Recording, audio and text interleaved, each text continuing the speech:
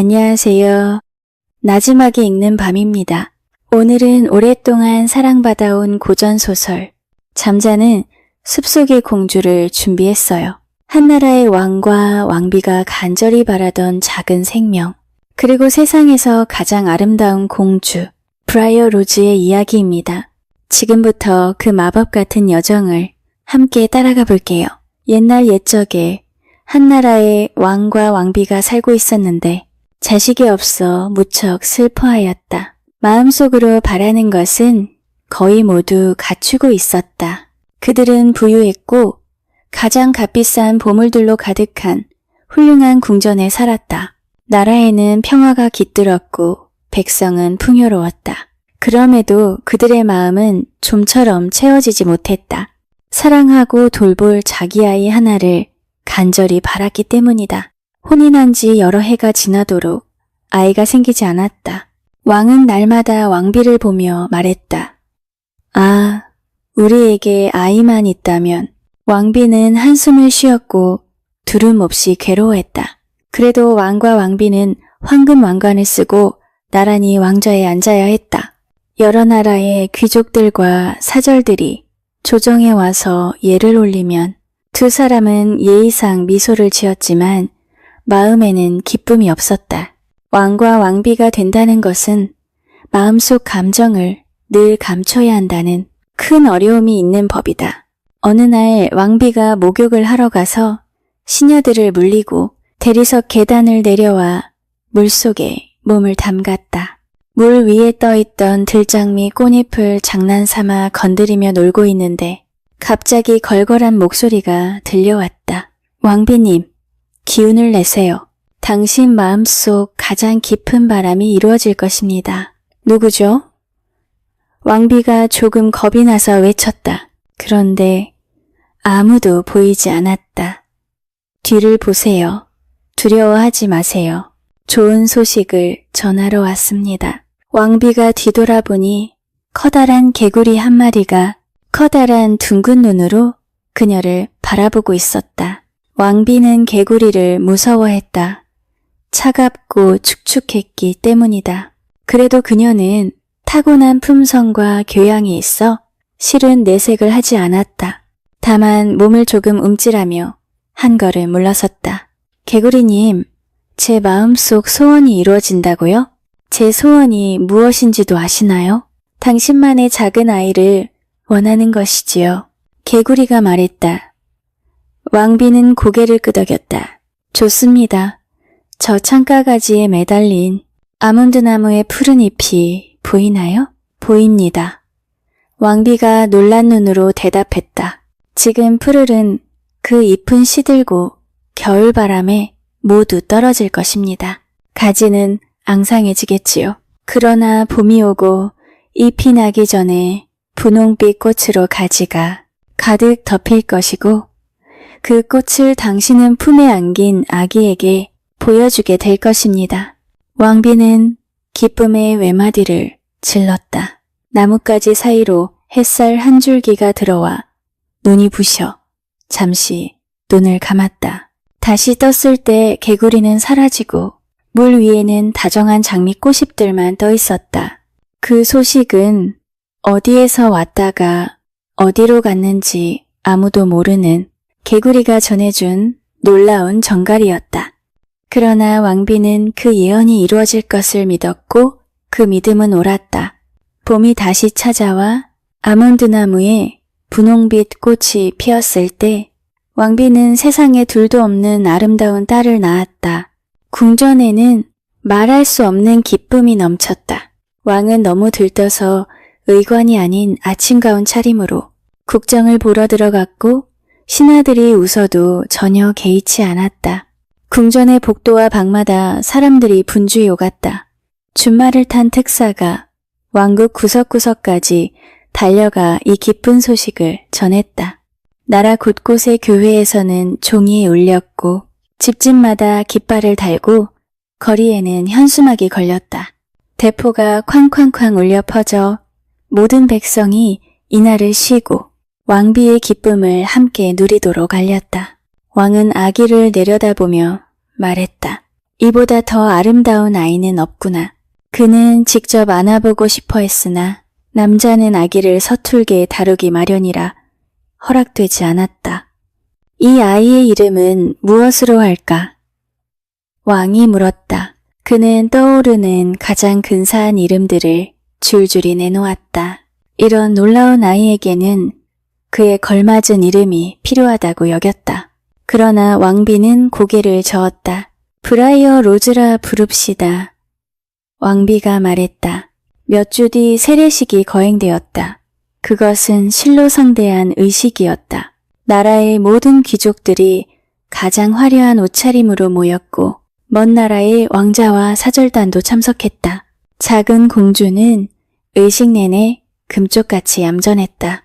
울지도 않고 맑은 푸른 눈을 크게 뜨고 반짝이는 사람들을 바라보며 마치 모든 걸 이해하는 듯 미소를 지었다. 대성당 밖거리에는 손님들의 입장과 퇴장을 보려고 모여든 사람들로 가득했다. 마차 행렬은 거의 한 길이나 이어졌고 선두에는 왕실 마차가 있었는데 그 안에 왕비가 브라이어 로즈 공주를 안고 앉아 있었다. 사람들은 모자를 벗어들고 환호했다. 어떤 남자아이들은 더 잘 보려고 나무나 가로등, 기둥에 올라탔다. 어떤 가난한 늙은 여인은 하나도 보지 못했다고 한다. 아들이 여관 간판까지 기어오르겠다고 매달리는 바람에 그 아들을 붙잡느라 행렬을 등지고 서서 다리에 매달린 아이를 떨어뜨릴까봐 안절부 잘못했기 때문이다. 궁전에는 눈부신 연회가 준비되어 있었다.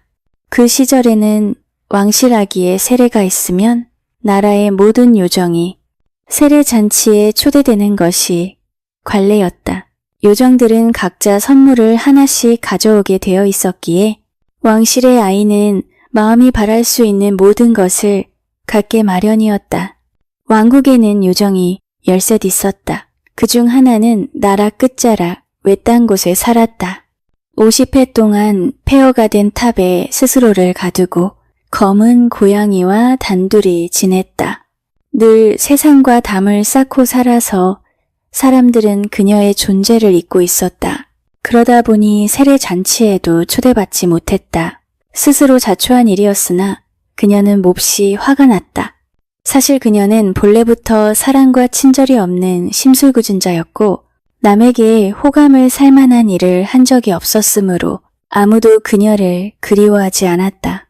손님들이 궁전의 대연회장에 모였고 잔치가 시작되었다. 왕과 왕비는 연회장 끝쪽 단 위에 자리했고 그 위쪽 작은 난간에는 바이올린과 피리를 연주하는 악사들이 있었다. 왕과 왕비의 양옆으로 12요정 대모가 앉았는데 오른쪽에 6, 왼쪽에 6이었다. 각 요정 앞에는 황금 접시와 황금 상자가 놓여 있었는데 그 상자에는 칼과 포크와 숟가락을 담도록 만들어졌다.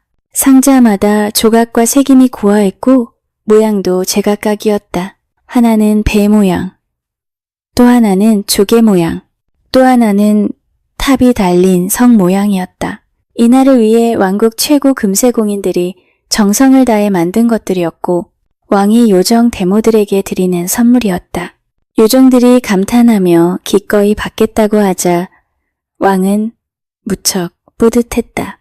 단 아래에는 긴 식탁이 6개나 줄지어 있었고 식탁 사이로 하인들이 오갈 공간이 겨우 남을 만큼 손님이 가득했다. 비단은 번쩍였고 보석은 눈이 부셨다. 왕의 대관식, 이래로 이처럼 찬란한 광경은 없었다. 손님들의 웃음과 이야기 소리가 가득했다. 궁정 화가도 와 있었는데 이 화려한 장면을 그리느라 스케치판을 놓을 틈이 없어 못 먹고 있었을 정도였다. 먹을 것도 실로 다양했다.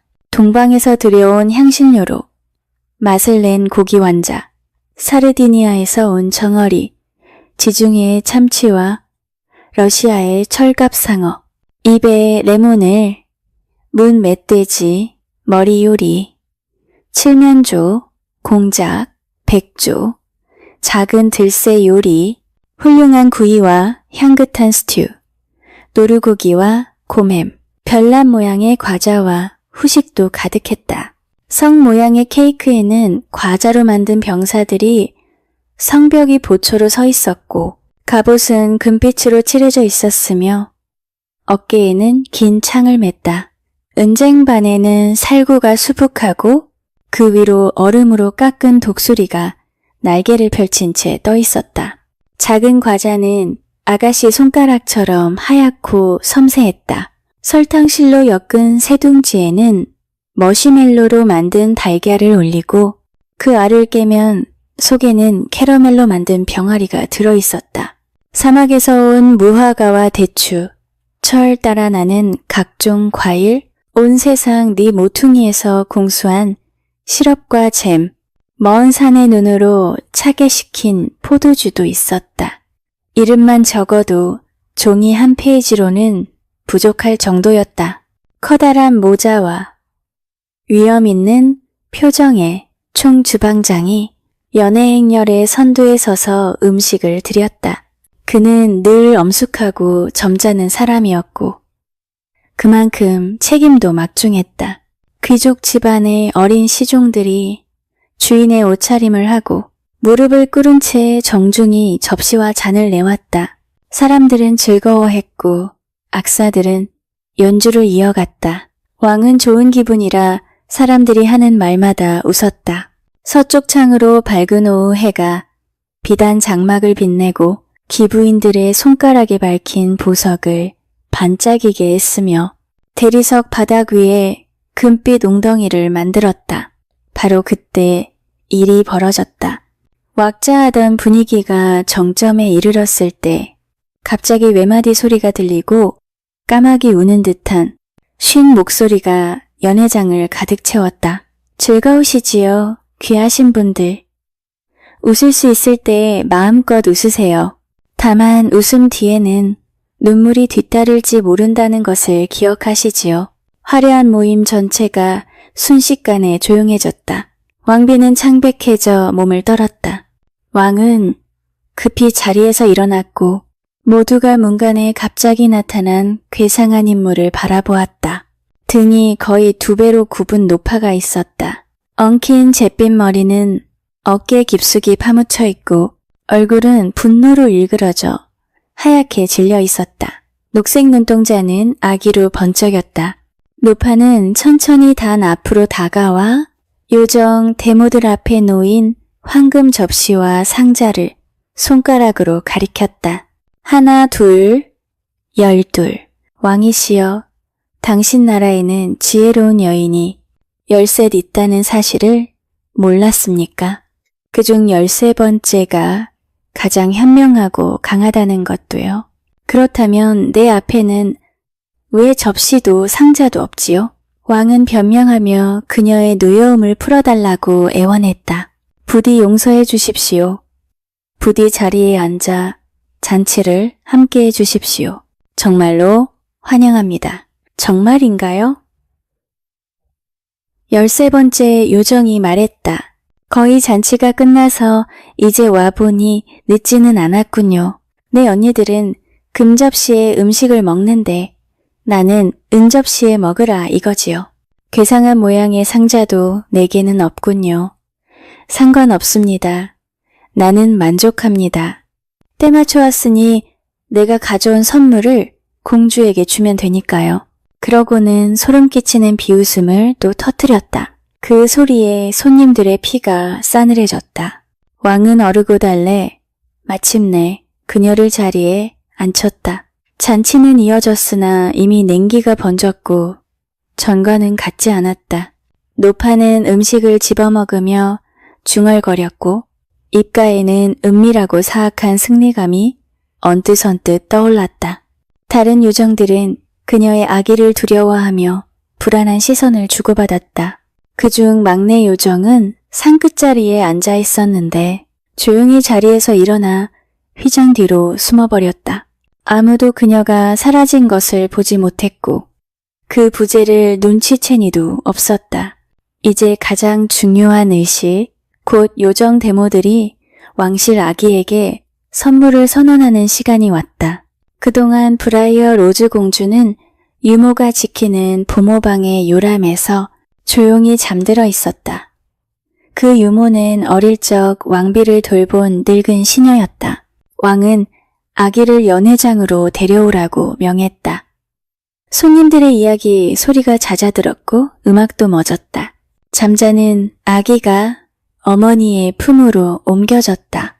왕비는 아기를 가슴에 꼭 끌어안고 몸으로 감싸듯 숙였다. 그 다정한 모습은 가장 딱딱한 사람의 마음까지 움직이게 마련이다. 하지만 그 장면에도 꿈쩍 않는 자가 하나 있었으니 바로 시기와 아기로 가득 찬 노파였다. 그녀는 이를 드러내며 비웃었다. 왕비님, 얼굴이 창백하고 입술이 떨리는군요. 오늘같이 선물을 받는 날에 무엇이 그리 두렵습니까? 왕비는 몸을 떨며 대답하지 못했다. 그러자 한 요정이 일어나 말했다. 제가 먼저 하겠습니다. 제가 공주에게 주는 선물은 아름다움입니다. 공주의 눈은 별처럼 빛나고 머리카락은 봄 햇살처럼 찬란하며 뺨은 이 아이의 이름이 된 꽃잎처럼 산뜻하고 고울 것입니다. 누구도 그녀의 고운 모습에 견주지 못할 것입니다. 두 번째 요정이 말했다. 아름다움 다음에는 지혜입니다. 공주는 누구보다 영리해질 것입니다. 세 번째 요정이 말했다. 나는 덕을 주겠습니다. 왕비는 고개를 끄덕이며 미소 지었다. 아름다움도 영리함도 마음 바탕에 선함이 없으면 아무 소용이 없다는 것을 알았기 때문이다. 이후 요정들은 차례차례 브라이어 로즈에게 줄 선물을 선언했다. 네 번째 요정은 공주가 손대는 모든 일을 가장 우아하게 해내게 되리라고 했다. 다섯 번째는 꾀꼬리처럼 노래하는 목소리를, 여섯 번째는 요정처럼 가볍게 춤추는 재능을, 이렇게 해서 왕이 딸에게 바랄 만한 거의 모든 미덕과 재능이 공주에게 주어졌다. 그런데도 아직 그 심술궂은 노파는 아무 말이 없었다. 마침내 그녀가 일어나 사방을 훑어보며 말했다. 다 끝났나? 그럼 내 선물을 들어라. 공주가 15번째 생일이 되는 날 물레의 가락 끝에 손가락을 찌르고 즉시 생을 마치게 될 것이다. 끔찍한 예언에 모인 이들이 모두 몸서리쳤다. 왕비는 비명을 지르며 잠든 아기를 더 꼭 끌어안았다. 안 됩니다. 제발 불쌍히 여기소서. 저에게 불행을 내리신다 해도 이 아이만은 다치게 하지 마소서. 손님들 가운데 눈물을 참지 못한 이들이 많았다. 그러나 노파는 입속말로 주문을 중얼거리듯 웅얼거릴 뿐이었다. 그때 왕은 허리에 찬단검에 보석 박힌 자루에 손을 얹고 벌떡 일어섰다. 다음 순간이면 그 사악한 존재를 쓰러뜨렸을 것이다. 하지만 무기를 뽑기도 전에 또 다른 목소리가 그를 멈춰 세웠다. 멈추십시오. 왕이시여. 요정을 해치려 드는 사람에게는 더 큰 재앙이 내릴 것입니다. 그리고 당신의 딸은 죽지 않을 것입니다. 그 순간 휘장 뒤에 숨어있던 12번째 요정이 나왔다. 아직 제 선물이 남아 있습니다. 언니가 저지른 일을 제가 할 수 있는 한 되돌리겠습니다. 유감스럽게도 언니의 말이 전혀 일어나지 않게 할 힘은 제게 없습니다. 공주는 분명 물레의 가락 끝에 손가락을 찌를 것입니다. 그러나 죽지는 않습니다. 깊은 잠에 빠질 것입니다. 그 잠은 100년 동안 계속될 것이고 때가 차면 어느 나라의 왕자가 와서 그녀를 깨울 것입니다. 최악은 피했으나 작은 공주의 운명은 여전히 가혹했다. 왕이 그 불행을 막기 위해 최선을 다한 것은 당연한 일이었다. 왕은 먼저 국내와 이웃나라의 마법사들을 모두 불러 모으고 그중 누구든 재앙을 막을 길을 찾는 자에게 큰 보상을 약속했다. 긴 수염이 발끝까지 내려오는 자도 있었고 수염이 전혀 없는 자도 있었다. 머리가 벗겨진 자도 있었고 수백 년은 빗질하지 않은 듯 뒤엉킨 머리로 나타난 자도 있었다. 며칠 동안 궁전에서는 고양이보다 마법사를 더 많이 마주칠 정도였다. 어느 방에 들어가도 마법사가 깊은 생각에 잠겨 앉아있곤 했다. 그러나 아무 성과도 없었다. 그들은 하나둘 포기하고 떠나기 전에 길감만 청했다. 마침내 다른 이들보다 더 현명하고 존경받는 한 마법사가 찾아왔다. 사정을 듣고는 집으로 돌아가 옛 현자들의 지식이 모두 기록된 비밀의 책을 살펴보겠다고 했다. 그 책은 가장 위대한 마법사 멀린이 직접 남긴 것이었다. 마법사는 산 기슭 바위 절벽에 있는 자기 거처로 돌아갔다. 굳게 잠긴 커다란 문을 여는 비밀의 말을 외워 안으로 들어가 조사를 시작할 준비를 했다. 멀린이 남긴 책은 여러 권이었고 무엇이든 쉽게 찾도록 가나다 순으로 정리되어 있었다. 그는 가장 먼저 공주 항목을 펼쳤다. 그 부분만 500쪽이었다.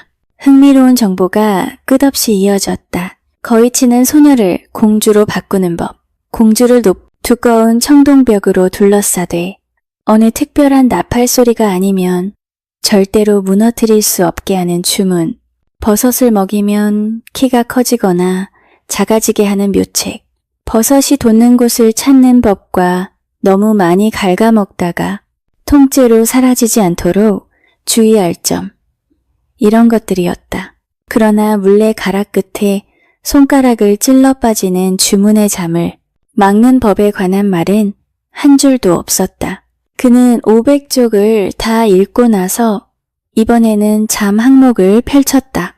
이 부분에도 믿을 만한 정보가 많았다. 잠이 오게 하는 강력한 약의 조제법, 잠을 쫓아내는 더 강력한 약의 조제법. 그는 이 대목에서 기뻐 소리쳤다. 해결책을 찾았다고 생각했던 것이다. 그러나 조금 더 읽고는 얼굴이 굳었다.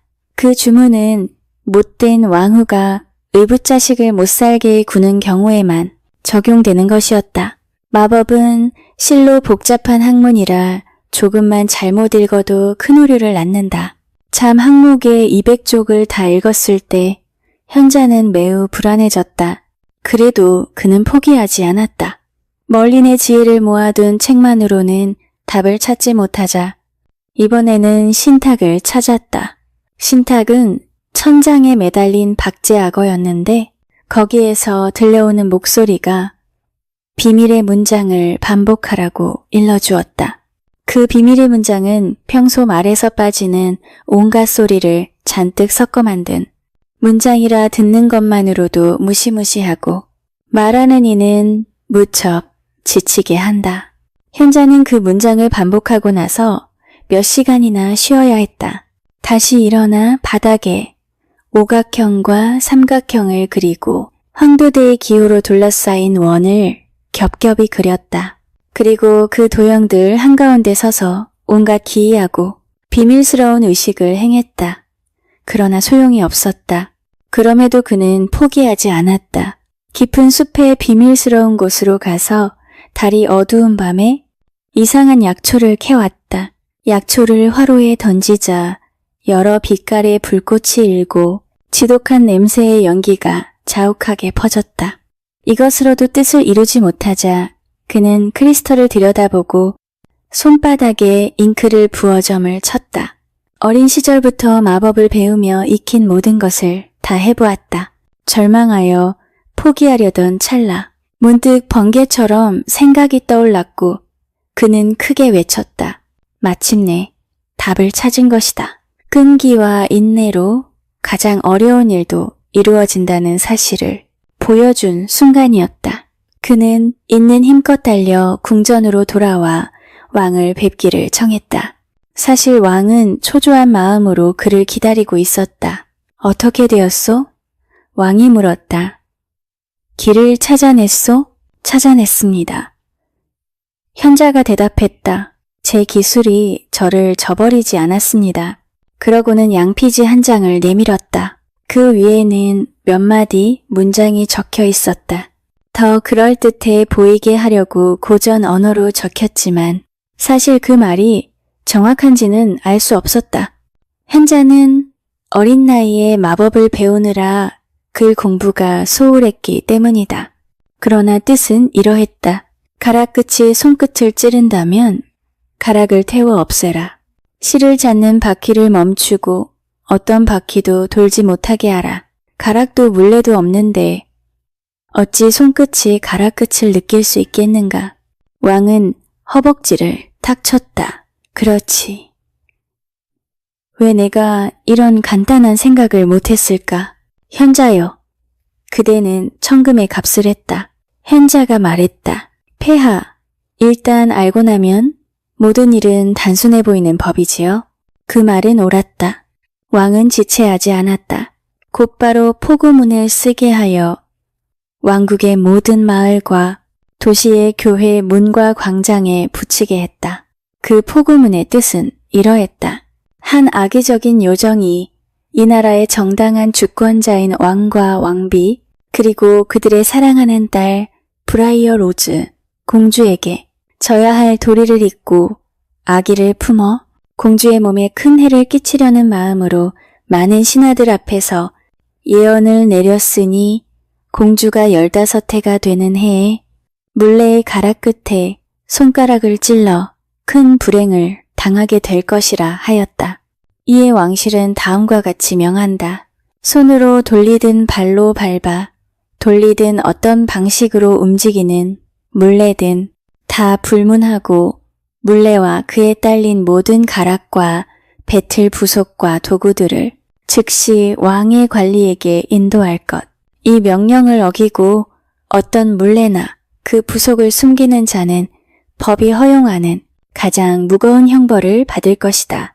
왕의 도장은 엄숙히 찍혔다. 이 포고문은 온 나라에 큰 관심과 소동을 불러일으켰다. 사람들은 한 번도 본 적 없는 내용이라 모두들 집에서 나와 구경했다.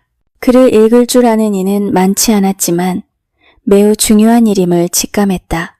그래서 석이나 학자를 불러 한 사람당 한 입씩 주고 읽어달라 부탁했다. 늘 가난하던 그들은 기쁜 마음으로 그 돈을 받았다. 포고문을 읽고 풀이하는 데는 보통 3시간이나 걸렸다. 더 간단히 쓸 수도 있었겠지만 이런 문서는 체면을 갖추는 것이 중요해서 길어질 수밖에 없었다. 다음 날 왕의 관리들이 나팔수와 함께 각 도시와 마을의 말을 타고 들었다. 나팔수는 거리 어귀마다 나팔을 크게 불어 사람들의 주의를 모은 뒤 큰 소리로 외쳤다. 물레를 가져오시오. 집집마다 물레를 내놓으시오. 사람들은 물레를 들고 나왔다. 못마땅해 하면서도 왕의 명을 어길 수는 없었다.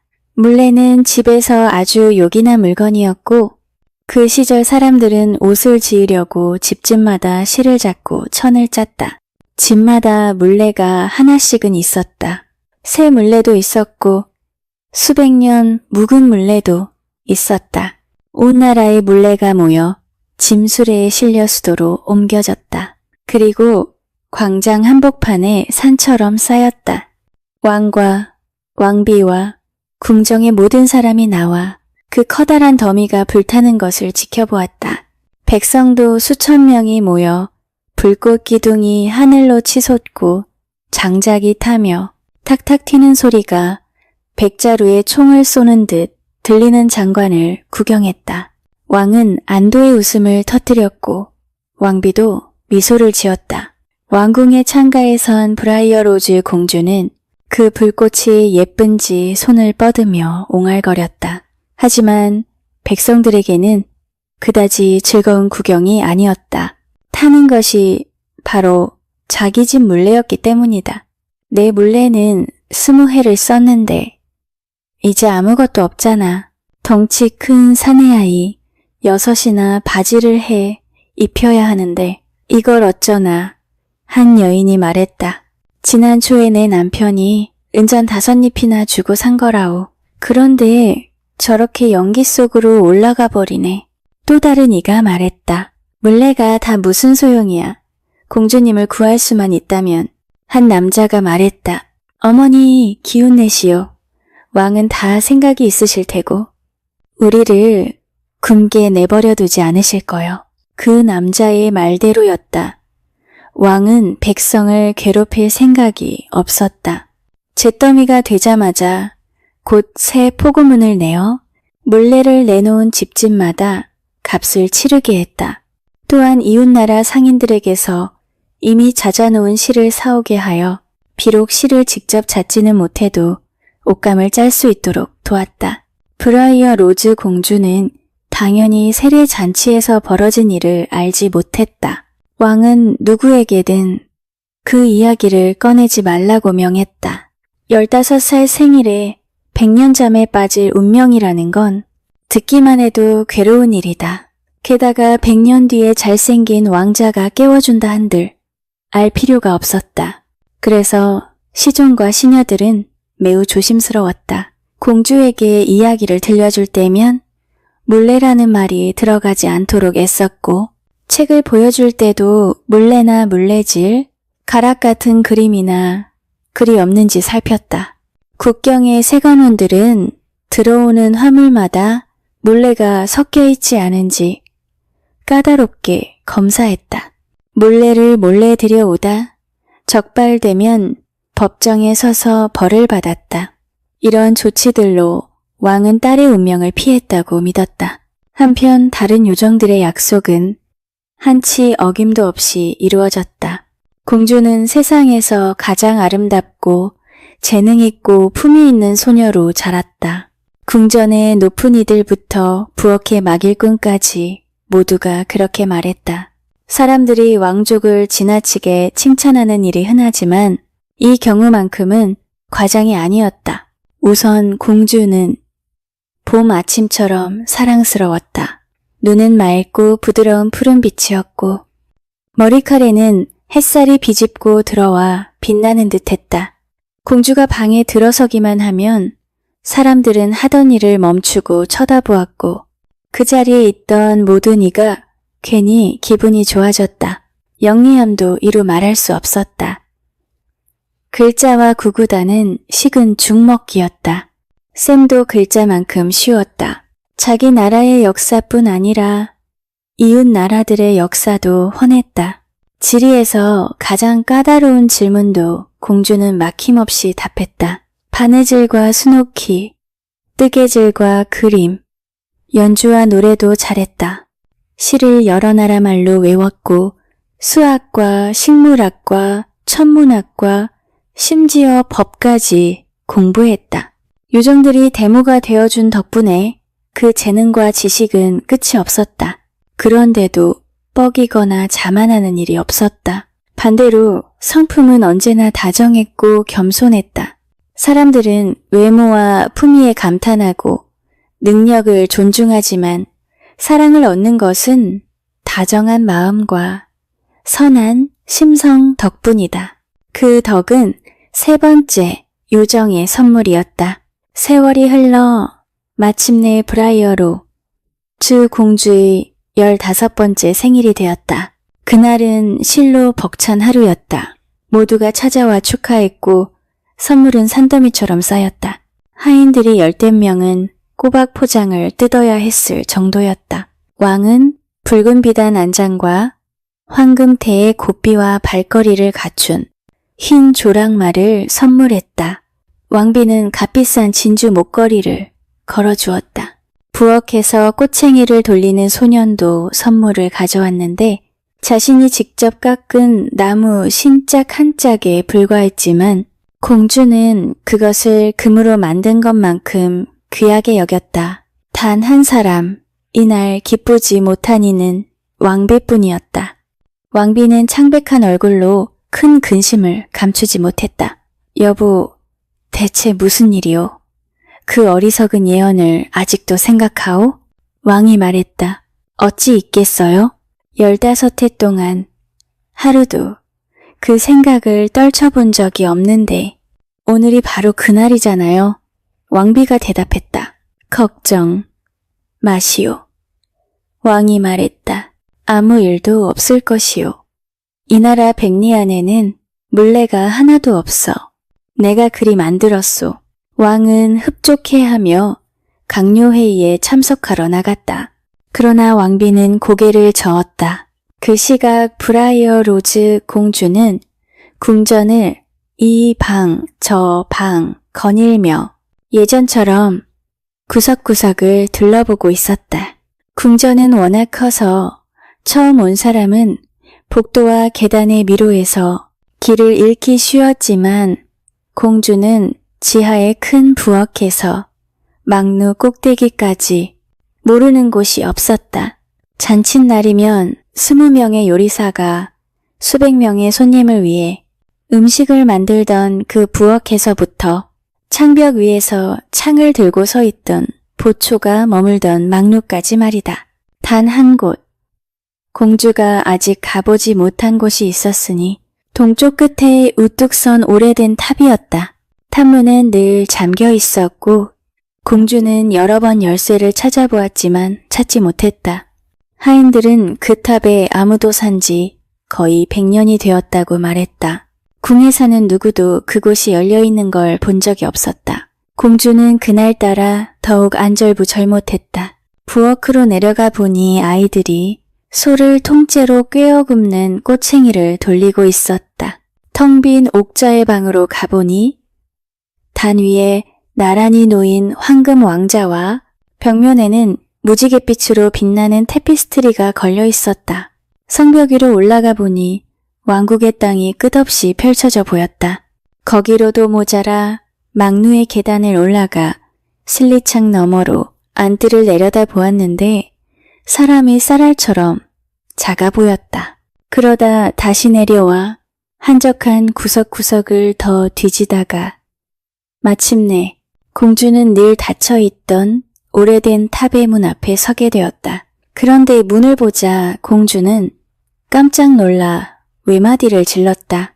문구멍에 열쇠가 꽂혀 있었다. 열쇠는 녹이 슬어 있었지만 공주는 혹시나 하는 마음으로 돌려보았다.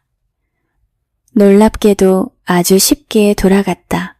오래된 경첩이 삐걱대며 문이 안쪽으로 열렸다. 손 닿는 모든 곳에 오래 쌓인 먼지가 두껍게 내려앉은 작은 어두운 방이었다. 그 방에서 나선형 계단이 위로 이어졌다. 공주가 막 계단을 오르려는데 갑작스런 소리에 깜짝 놀라 뒷걸음질 쳤다.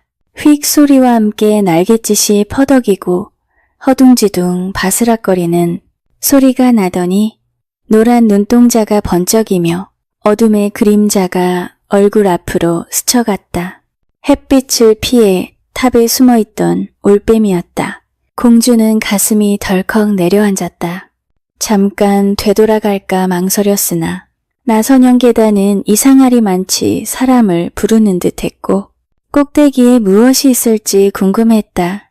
그래서 치맛자락을 움켜잡고 어두운 곳에 벌레라도 있을까봐 조심스레 그러나 되도록 빨리 계단을 올라갔다. 빙글빙글 돌아 꼭대기에 다다르니 또 다른 문이 있었다. 그 문에도 녹슨 열쇠가 꽂혀 있었다. 첫 번째와 마찬가지로 쉽게 돌아갔다. 공주는 문을 밀고 들어갔다. 좁고 긴 창에서 들어오는 빛이 비스듬히 비치는 작은 방이었다. 창 아래에는 긴 의자가 있고 그 앞에 늙은 할머니가 앉아 물레질을 하고 있었다. 안녕하세요, 할머니. 공주가 인사했다. 무엇을 하고 계세요? 실을 잡고 있단다. 예쁜 아가. 늙은이는 손을 멈추지 않은 채 대답했다. 실을 잡는다고요? 저게 빙글빙글 도는 것이 무엇인가요? 물레란다. 그런데 너는 이런 걸 처음 보는구나. 정말 처음 봐요. 너무 신기하네요. 저도 할 수 있을까요? 한번 해보게 해주세요. 그럼 아가씨는 이런 것도 배워야지. 늙은이가 말했다. 그리고 공주에게 가락을 건네주었다. 공주가 너무 성급하게 집어든 탓인지 아니면 요정의 말대로 운명이 이미 정해진 탓인지 알 수 없지만 어쨌든 뾰족한 쇠끝이 공주의 손을 찔렀고 공주는 곧장 뒤로 넘어지며 긴 의자 위에 쓰러져 깊은 잠에 빠졌다. 바로 그 순간 성 안의 모든 남자와 여자와 아이 그리고 성문 안에 있는 모든 살아있는 것에게 잠이 내렸다. 왕은 대신들과 자문을 나누던 중이었는데 한마디를 끝맺지 못한 채 입이 열린 모습으로 멈췄다. 그러나 누구도 그 이상함을 알아채지 못했다. 대신들 역시 자리에서 잠들었기 때문이다. 문 밖의 보초는 창에 몸을 기대고 졸고 있었다. 왕비의 방에서는 시녀들이 하던 일에 한가운데서 깊은 잠에 빠졌다. 어떤 이는 손수건을 꿰매다 잠들고 어떤 이는 수노턴 바늘을 잡은 채 잠들고 어떤 이는 앵무새에게 말을 걸다 잠들었다. 왕비는 의자에서 잠들었다. 노래를 부르던 어린 시종은 한가운데서 졸아버렸다. 잠은 성 전체를 덮었다.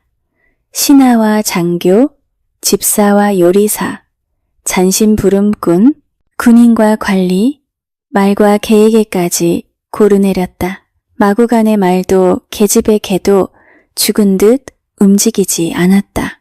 창가의 파리도 윙윙거림을 멈추고 지붕의 비둘기도 구구 소리를 멈췄다.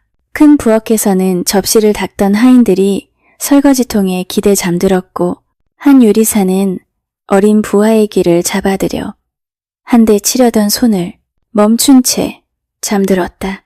그 아이는 100년 뒤에나 그 손찌검을 느끼고 그때서야 입 밖으로 비명을 낼 수 있을 것이다. 탕 밑에서 뼈를 깎던 개도 잠들었고 쥐구멍 앞에 고양이도 잠들었다. 몰래 코를 내밀고 냄새를 맡던 쥐조차 마룻장 반대편에서 코를 내민 채 잠들었다. 잔치상을 위해 요리 중이던 꿩과 꿩 비둘기가 꽂힌 꼬챙이는 도는 것을 멈췄고 모닥불의 불꽃도 흔들림을 멈추며 잦아들었다. 깊은 정막이 성을 덮었다. 들판에서는 어린 양들도 울음을 멈추고 말도 소도 소리를 죽였다. 나무 위에 새들도 말이 없었다. 잠깐 전만 해도 새소리가 가득하던 공기가 다음 순간 사막처럼 고요해졌다. 숲의 바람마저 잠들어 잎사귀 하나 꿈쩍하지 않았고 하늘의 흰 구름도 움직이지 않았다.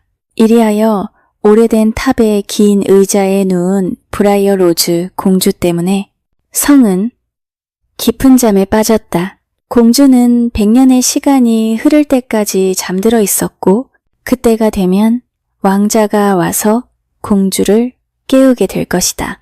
성 주위에는 가시나무 울타리가 자라기 시작했다.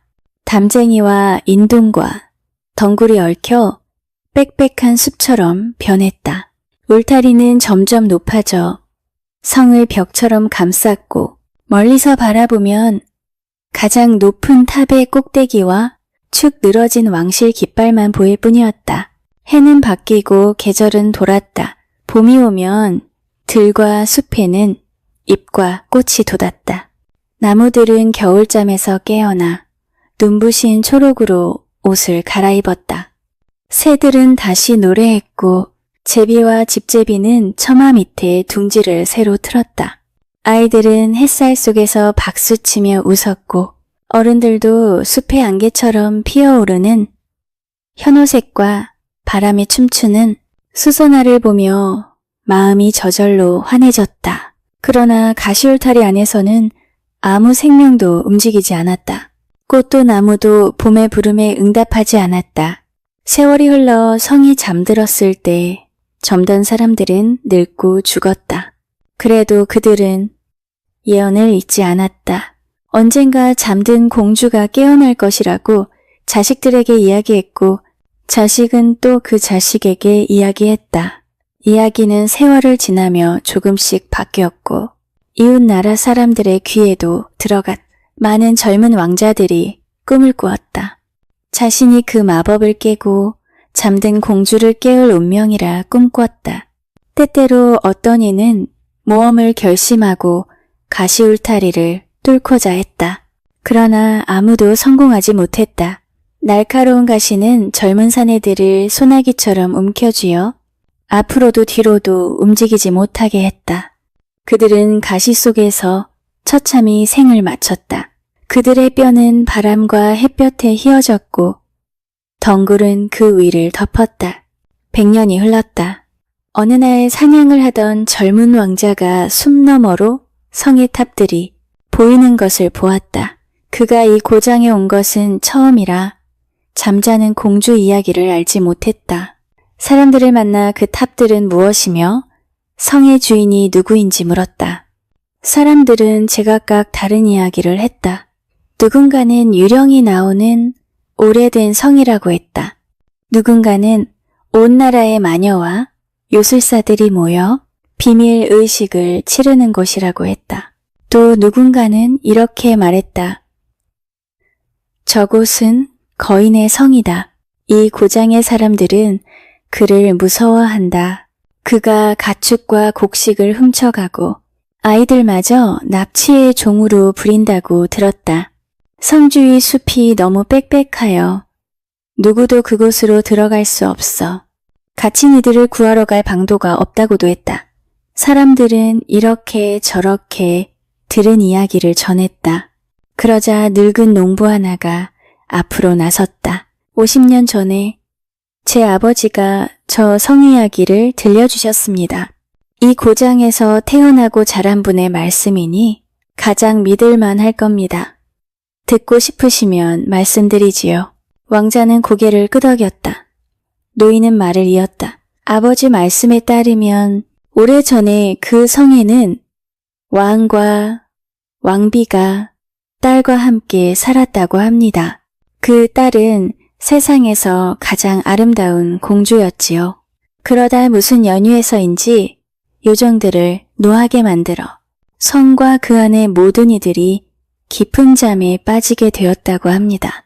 그 잠은 100년 동안 계속된다고 했지요. 그러나 때가 차면 어떤 나라의 왕자가 와서 공주를 깨우고 아내로 맡게 된다고 하셨습니다. 젊은 왕자는 그 말을 듣자 가슴이 빠르게 뛰었다. 무엇인가가 속삭이는 듯 했다.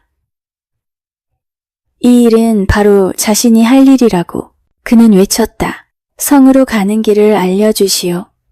이 모험은 내가 하겠소. 노인은 고개를 저었다. 아직 다 말씀드리지 않았습니다. 수많은 젊은이들이 그 빽빽한 숲을 지나 성으로 가려 했습니다. 누구나 자신이 잠든 미녀를 깨울 운명이라 믿었지요. 그러나 한 사람도 돌아오지 못했습니다.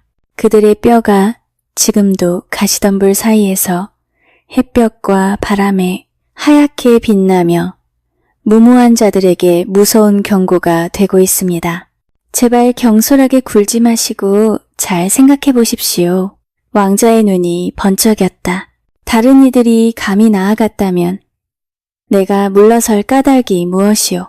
지금 당장 성으로 가겠소. 내가 돌아오지 못한다면 내가 어떻게 죽었는지 고향에 전해주시오. 말릴 새도 없이 왕자는 사랑과 영광의 꿈에 심장이 불타올라 숲으로 들어섰다. 누가 길을 가르쳐주지도 않았지만 멀리서 보이던 탑을 마음에 그려 길을 잡자 숲속으로 들어간 다음에도 발걸음은 조금씩 성에 가까워졌다. 마침내 빈터가 나타났고 양옆으로 끝이 보이지 않는 가시덤불 울타리가 앞을 가로막고 있었다. 왕자는 가까이 다가가 전에 듣던 그 끔찍한 곳의 이야기가 사실임을 확인할 수 있었다. 덤불 속에는 들어가려다 붙잡혀 죽은 젊은이들의 뼈가 얽혀 있었다. 화려하던 옷의 조각은 가시에 나부꼈고 날카로운 가시는 칼끝처럼 위협적으로 빛났다. 바닥에는 군복의 조각과 녹슨 갑옷이 나뒹굴었다. 금관이 둘린 투구가 있었고 방패에는 왕자의 문장이 새겨져 있었고 칼자루에는 왕의 몸값만큼의 보석이 박혀 있었다. 그러나 그 모든 것은 바람과 햇볕에 휘어진 뼈들 사이에 아무렇게나 버려져 있었고 덩굴이 잎을 펼쳐 그것들을 덮고 있었다. 깊고 무서운 정적이 계속되었다. 새 한 마리 울지 않았고 벌레 소리도 들리지 않았다. 낙엽 사이를 밭비오가는 작은 짐승의 발소리도 없었다. 나무 사이로 바람이 스미는 소리도 들리지 않았다. 그곳에서 살아 움직이는 것은 오직 가시울타리 뿐인 듯 보였다. 제 비밀을 억지로 빼앗으려는 자를 집어삼키려는 듯 위협적으로 꿈틀거렸다. 그 광경 앞에서 왕자의 가슴이 잠깐 주저앉았다 하더라도 누가 비난하겠는가. 울타리에는 틈이 한 줄기도 없었고 거대한 가시는 송곳처럼 날카로워 살을 찢을 것만 같았다. 그러나 왕자의 망설임은 길지 않았다. 이만큼 와서 물러설 것인가. 여기서 삶을 마친 이들은 모두 용감한 사람들이었다. 그들이 실패했다 해도 내 용기가 그들만큼이라면 나는 성공할 수도 있다. 왕자는 시간을 더 허비하지 않고 몸으로 가시덤불을 헤치기 시작했다. 그러자 놀라운 일이 일어났다. 칼끝처럼 보이던 가시가 손이 닿자 민들레 솜털처럼 부드러워졌다. 덩굴은 얽히지 않고 풀밭의 풀처럼 한쪽으로 살짝 젖혀졌다. 울타리는 왕자 앞에서 스스로 길을 내주었다. 가지에는 들장미가 피어나 분홍 꽃송이가 잔뜩 열렸다. 어지럽게 엉켜있던 울타리는 어느새 꽃담처럼 변했다. 마침내 왕자는 울타리를 빠져나와 성의 정원으로 들어섰다. 아침 햇살 속에 젖은 탑과 망루가 눈앞에 빛나고 있었다. 왕자가 서둘러 정원 안으로 들어가자 풀길은 정갈했고 잔디는 막 깎은 듯 짤막하고 단단했다. 화단의 꽃들도 가지런히 손질되어 있었다. 봄꽃들이 피어 있었으나 고개를 떨구고 있었고 나무들마저 팔을 늘어뜨린 듯 졸고 있었다. 사방이 고요했다. 날아다녀야 할 벌과 나비가 보이지 않았고 공기를 채워야 할 새소리도 없었다. 잔디의 분수는 물줄기를 올리지 않았고 대리석 분수대에 가장자리를 들여다보니 연못 속에 붕어가 수련잎 아래에서 꼼짝하지 않고 있었다. 꼬리 지느러미도 등 지느러미도 움직이지 않았다. 왕자는 정원과 계단과 뜰을 지나 성문으로 향했다. 깃발 수호병 하나가 창에 기대서 있었다. 처음에는 죽은 줄 알았으나 얼굴은 생기 있고 혈색도 좋아 잠들어 있을 뿐임이 분명했다. 성 안뜰에도 사람이 보였다. 모두 고요히 잠들어 있었다. 성벽 아래에는 창을 든 보병이 줄지어 서 있었다. 그들 앞에는 나뒹구는 병장 하나가 있었는데 훈련을 시키다 잠든 모양이었다. 젊은 시종 하나는 매를 팔에 올린 채 잠든 말 옆에 기대 잠들어 있었다. 다른 한쪽에는 사냥개를 묶은 어린 시종이 개와 함께 잠들어 있었다. 왕자는 마구간 창문에서 볏짚을 물고 졸고 있는 마부 하나를 보았다. 마구간 안에서도 마찬가지였다. 말들은 여물통에 코를 박은 채 내 다리로 서서 잠들어 있었다. 그것은 100년 전 잠들 당시의 모습 그대로였다. 말등 위에는 고양이가 웅크려 졸고 있었다. 바닥에는 마부와 마구간지기들이 볏짚 속에서 잠들어 있었다. 왕자는 큰 부엌으로 갔다. 거기서도 이상한 광경을 보았다. 그는 웃음을 참을 수 없었다. 요리사 하나가 어린 부하의 귀를 잡아들여 딱 한 대 때리려던 손을 든 채 그대로 잠들어 있었기 때문이다. 모닥불 앞에는 공주의 생일상을 위해 굽던 꿩과 닭이 꼬챙이에 꿰어 매달려 있었다. 긴 식탁에서는 하녀 하나가 반죽통에 두 손을 담근 채 잠들어 있었다. 파이를 만들던 중이었다. 그 옆에는 검은 암탉의 깃털을 뽑다 잠든 하녀가 있었다. 개수대에서는 접시를 닦던 하인 하나가 엎드린 채 잠들어 있었다. 왕자는 큰 홀로 나갔다. 창가의 벤치마다 신하들이 늘어져 있었고 반짝이는 바닥 위에도 군데군데 사람들이 누워 잠들어 있었다. 정막이 너무 깊어 왕자는 자신의 숨소리가 놀랄 만큼 크게 들렸다. 심장의 고동은 북소리처럼 울렸다. 왕자는 방과 복도를 지나고 계단을 오르내렸다. 왕비의 방으로 갔을 때도 상황은 같았다. 왕비와 시녀들이 하나같이 잠들어 있었다. 시녀 하나는 왕비에게 글을 읽어주던 중이었고 탁자 위에 트로이 이야기 책이 펼쳐져 있었다. 이어서 왕은 국정회의실로 갔다. 왕과 대신들이 둥근 탁자 둘레에 둘러앉아 잠들어 있었다. 그가 한참 동안 바라본 것은 밀랍 인형처럼 꼼짝 않는 귀족들의 표정이었다. 어떤 이는 깊은 생각에 잠긴 듯 이맛살을 찌푸렸고 어떤 이는 방금 재치 있는 말이 떠오른 듯 미소를 머금고 있었다. 탁자 머리의 왕은 연설을 하던 중이었던 듯 팔을 뻗고 손가락을 앞으로 향한 채 잠들어 있었다. 그 옆에서는 비서가 기펜을 손에 든 채 왕의 말씀을 양피지 두루마리에 옮겨 적던 자세 그대로 잠들어 있었다. 왕자는 성을 위에서 아래까지 훑어보았다. 모든 방을 들여다보고 모든 문을 열어보았다. 그런데도 어딘가 더 찾아야 할 곳이 남아있다는 느낌을 지울 수 없었다. 아직 공주를 찾지 못했기 때문이다. 아름다운 아가씨들을 많이 보았지만 그의 가슴은 그들 가운데 누구도 자신이 찾는 이가 아니라고 말하고 있었다. 왕자는 다시 안뜰로 내려와 성벽으로 이어지는 또 다른 계단을 발견했다. 성벽 위에는 먼 곳을 살피는 망꾼들이 서 있어야 했지만 그들 역시 잠들어 있었다. 누군가는 나팔을 입에 대고 소리를 내려던 순간 그대로 잠들어 있었다. 왕자는 성벽에서 망루로 차례로 올라갔다. 그러나 그곳들에는 누구도 없었다. 살아있는 것은 오직 벽 틈에 올빼미와 들보에 거꾸로 달라붙어 잠들어 있는 박쥐뿐이었다. 마지막으로 남은 망루는 가장 오래되고 거의 무너져 가는 곳이었다. 철문은 녹슬어 있었고 담쟁이가 벽을 뒤덮고 있었다. 왕자의 심장은 크게 뛰었다. 그곳에 그가 찾는 이가 있으리라는 것을 알았기 때문이다. 왕자는 삐걱대는 문을 밀치고 낡고 흔들리는 나선 계단을 성큼성큼 올라가 꼭대기의 문을 열었다. 어두운 작은 방이었다.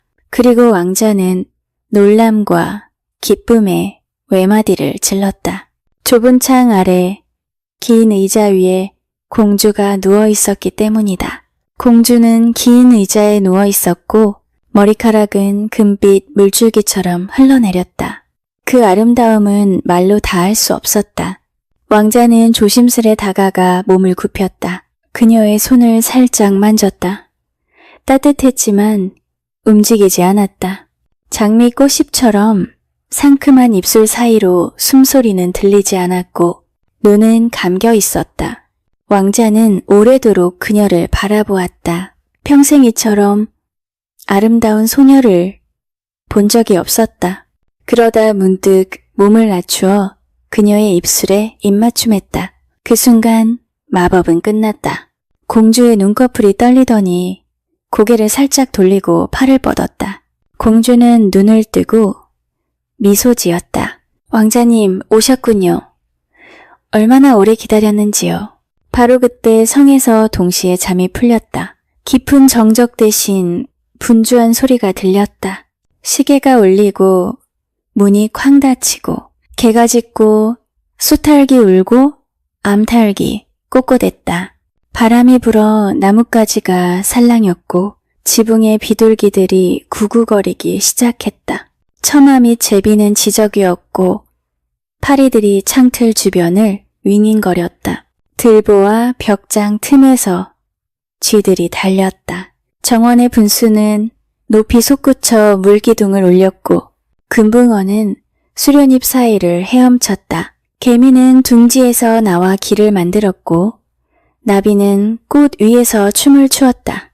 정원의 나무마다 개똥 집박이가 노래했고 참새는 짹짹 울고 어치가 소리쳤고 박새가 제잘됐다.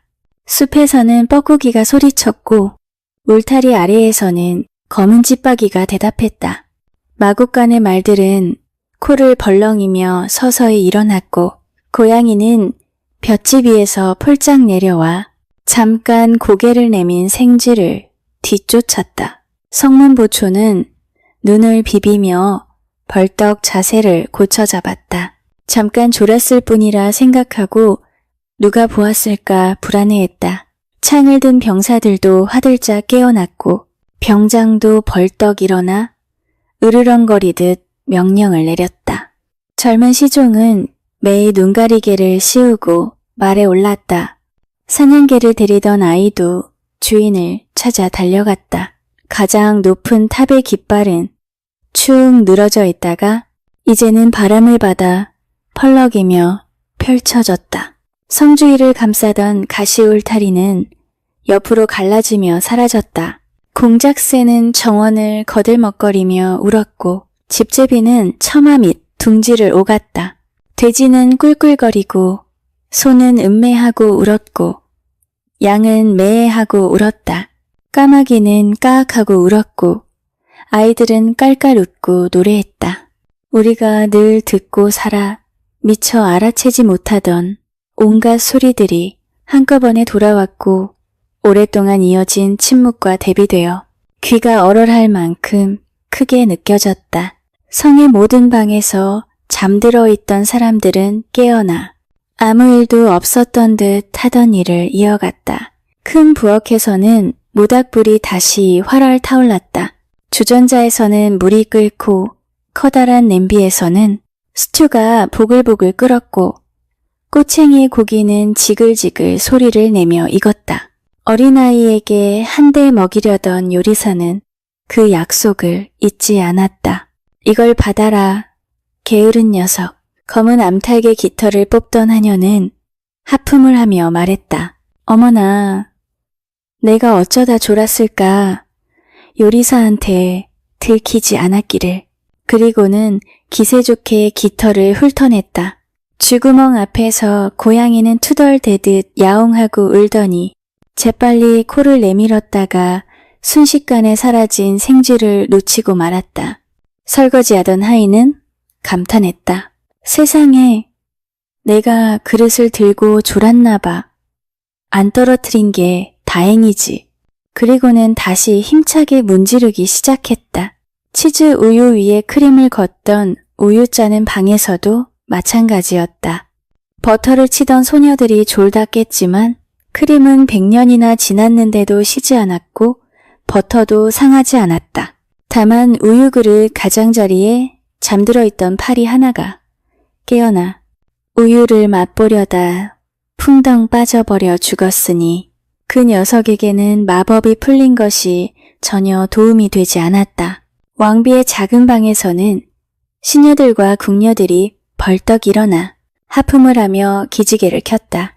그들 모두 자신만 깜빡 졸았다고 생각했고 서로에게 눈을 맞추며 잠깐 눈을 감았을 뿐이야 라고 변명했다. 햇볕이 너무 뜨거웠어. 이상하게 더운 날이네. 하고도 말했다. 왕의 회의실에서도 왕과 대신들이 깜짝 놀라 일어났다. 대신들은 눈을 비비며 멋쩍어했다. 자신만 졸았다고 여겼기 때문이다. 수상은 공손히 앞으로 숙여 말했다. 전하께서 방금 말씀하시던 것을 이어주십시오. 왕은 두 팔을 쭉 펴며 하품을 했다. 내가 방금 뭐라고 했지? 미안하오, 신하들이여. 내가 잠깐 졸았나 보구나. 그런데 몸이 유난히 뻐근하네. 수상이 말했다. 점심 먹고 잠깐 눈이 감기셨나 봅니다. 어제 사냥을 너무 심하게 하셔서 그럴 겁니다. 지금 계속 회의를 이어갈까요? 아니면 내일까지 미룰까요? 왕은 쾌활하게 말했다. 계속하세. 방금 눈을 붙였더니 머리가 맑아졌소. 우리가 잠깐 전 논의하던 그 법안을 통과시키겠소. 그때 시종 하나가 왕비의 정가를 들고 들어왔다. 왕은 곧 시좌에서 일어나 왕비에게 갔다. 성 안의 모든 이들 가운데 왕비만은 눈을 뜨자마자 무슨 일이 벌어졌는지 정확히 알아챘다. 요정 데모의 말을 기억하고 있었기 때문이다. 지금 자신과 성 안의 모든 이가 갓 잠에서 깬 이 잠이 100년에 걸친 마법의 잠이었다는 사실을 왕비는 알아차렸다. 왕비의 첫 생각은 딸 브라이어 로즈 공주였다. 어디에 있을까? 무사할까? 공주도 잠들었을 뿐이라면 다행이지만 혹시 처음 13번째 요정이 내렸던 불길한 운명이 실현된 것은 아닐까? 왕과 왕비는 곧장 사방에 사람을 보내 공주를 찾게 했다. 그동안 브라이어 로즈와 젊은 왕자는 무너진 망루에서 이야기를 나누고 있었다. 공주는 처음으로 마법의 이야기를 들었다.